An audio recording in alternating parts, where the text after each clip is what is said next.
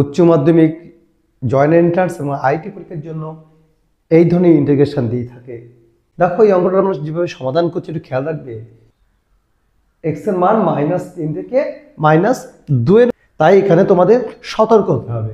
এখানে দেখো অঙ্কটা সমাধান করছি, তোমরা একটু খেয়াল রাখবে integration -3 to -2 X square common নিলে তোমরা পাবে 9 - x স্কোয়ার dx, এটা ইকুয়াল -3 টু -2 এক্স স্কোয়ারের বর্গমূল, এখানে মড এক্স লিখলাম, √9 - x স্কোয়ার dx। কেন এটা লিখলাম? যেহেতু এক্স এর মান -3 থেকে -2 এর মধ্যে, এবং সতর্ক হতে হবে। এটা equal -3 to -2 -x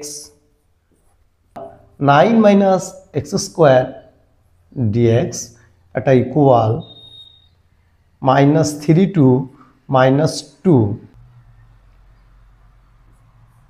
√9 - x square d minus x square. d of -x square means -2x dx। তোমাকে লিখতে হবে হাফ। তাহলে দেখো আমরা পাচ্ছি d of -x square equal to -x dx। এটা কিন্তু এখানে ইউজ করা হয়েছে এবং তোমরা এরকমই সংক্ষিপ্ত লিখতে পারো। তাহলে আমরা পেলাম half -3 to -2 √9 - x square d - x square,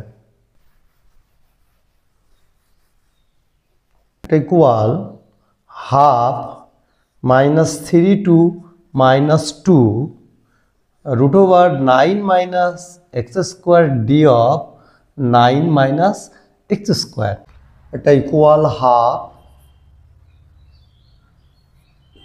9 - x square half plus 1 divided by half plus 1 -3 to -2, এটা equal half,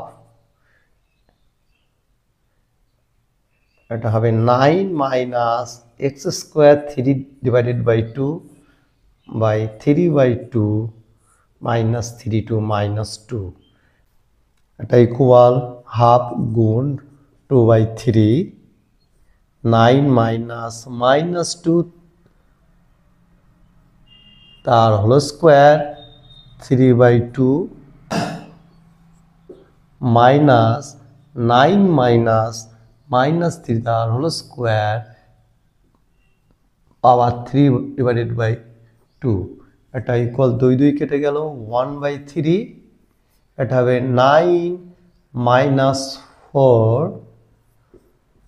to the power 3/2 minus 9 - 9 to the power 3/2, এটা ইকুয়াল 1/3 5 to the power 3/2 বিয়োগ 0 to the power 3/2, এটা গেল 1/3 5 to the power 3/2 1/3 গুণ √5 to the power 3, এটা হচ্ছে উত্তর। এইভাবে তোমাদের ক্যালকুলেশন করতে হবে। নতুন হয়ে থাকলে অবশ্যই সাবস্ক্রাইব এবং বেল আইকনটি অন করে রাখুন, নাহলে এরকম গুরুত্বপূর্ণ ভিডিও তোমরা মিস করবে। ধন্যবাদ।